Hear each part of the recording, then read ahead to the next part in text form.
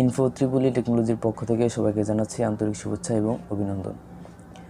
একটি আয়রন কেবলের নানা ধরনের সমস্যার কারণে অনেক সময় আমাদের এই আয়রন কেবলটি চেঞ্জ করতে হয়। তো চলুন একটি কেবল কীভাবে চেঞ্জ করতে হয় তা আমরা আজকে দেখব। তো আমাদের হাতে যেই আয়রনটি দেখতে পাচ্ছেন, এটি কেবলটি একেবারে নরমাল হয়ে গেছে, যার কারণে আমাদের এটি চেঞ্জ করতে হবে। তো চেঞ্জ করার প্রথমে আমাদের কাজটি করতে হবে, আমাদের এখানে যেই উপরে যে হাতলটা দেখতে পাচ্ছেন, এটা একটা নখের মাধ্যমে আটকানো।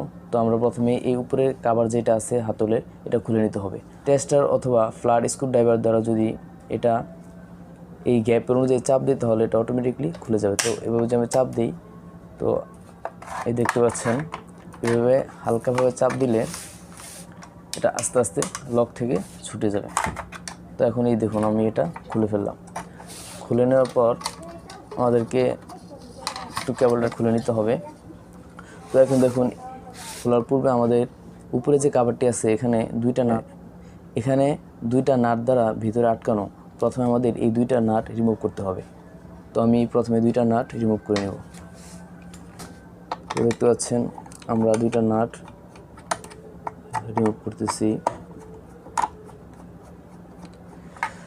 দেখতে পাচ্ছেন এখানে যেরকম দুইটা নাট, তো আমাদের এই পিছনের অংশও দেখতে পাচ্ছেন এখানেও দুইটা নাট দেওয়া আছে। তো আমাদের এই দুইটা নাট রিমুভ করতে হবে। তো দুইটা নাট আমরা রিমুভ করতেছি। তো আমাদের নাটগুলো খোলা শেষ হয়ে গেছে। আমরা এখন কাভারটি উঠিয়ে নিব। তো দেখতে পাচ্ছেন উপরে কাভারটি খোলা হয়ে গেছে। এখন দেখুন এই যে আমাদের কাভারের নিচে যে কানেকশন টার্মিনাল, এখানে 3টি কেবল দেওয়া আছে। এখানে এটা হচ্ছে আপনার গ্রাউন্ড, আর মাঝখানে যেটা এটা হচ্ছে ফেজ, আর একদম এই পাশে যেটা সেটা হচ্ছে নিউট্রাল। তো আমরা এখান থেকে তারপর নিচেও দেখাই যায়, সহজে বোঝা যায়। এখানে এই যে এটা গ্রাউন্ড, তারপর এটা ফেজ, এটা হচ্ছে নিউট্রাল। তো আমরা কেবলগুলো খুলে নিব এবং অন্য একটি কেবল এখানে লাগিয়ে দেব। তো হাতল থেকে আমাদের এই কেবলটি রিমুভ করতে হবে। তো আমি কেবলটাও খুলে নিতেছি। হাতলে এখান থেকে তো কেবলটাও খুলে নিতে হবে।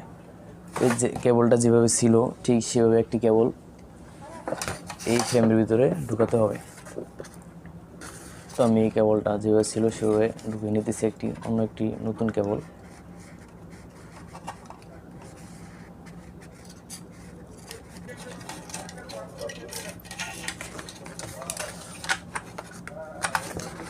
তো দেখুন আমাদের এই কাভারের ভিতরে কেবলটা ঢুকানো শেষ হয়ে গেছে।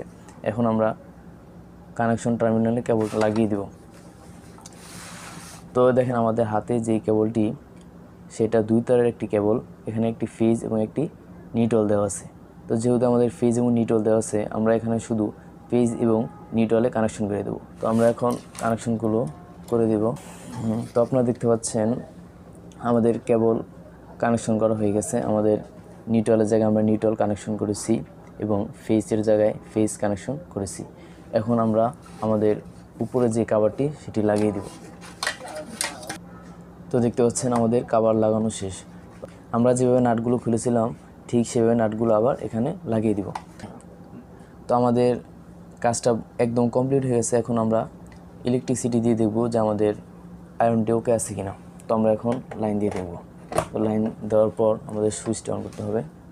তো অন করার সাথে সাথে দেখুন আমাদের এখানে লাইন এসেছে, তার মানে আমাদের কেবল লাগানো ঠিক আছে।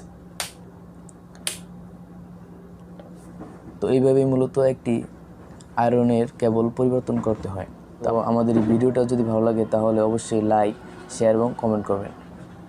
তো এরকম ধরনের ইলেকট্রনিক্স এবং ইলেকট্রিক্যাল পার্টস, ডিভাইস এবং ইলেকট্রনিক্স ডিভাইস রিপেয়ারিং সম্পর্কে জানতে আমাদের চ্যানেলটি অবশ্যই সাবস্ক্রাইব করবেন। আশা রাখি ইলেকট্রিক্যাল এবং ইলেকট্রনিক্স সম্পর্কে ভালো কিছু জানতে, শিখতে এবং বুঝতে পারবেন। ভিডিওটা দেখার জন্য সবাইকে ধন্যবাদ।